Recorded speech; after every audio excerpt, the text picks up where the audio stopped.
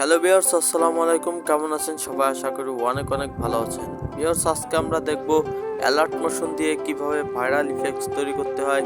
তো চলুন কথা না বাড়িয়ে ভিডিওটি শুরু করি।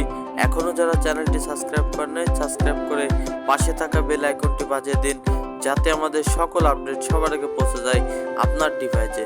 তো বন্ধুরা, কথা না বাড়িয়ে চলুন চলে যায় আমাদের সেই অ্যালার্ট মোশন অ্যাপ্লিকেশনে আর দেখে আসি কিভাবে সেই ভাইরাল ইফেক্টটি তৈরি করতে হয়। তো বন্ধুরা, চলুন চলে গেলাম আমরা প্রথমেই অ্যালার্ট মোশন অ্যাপ্লিকেশনে।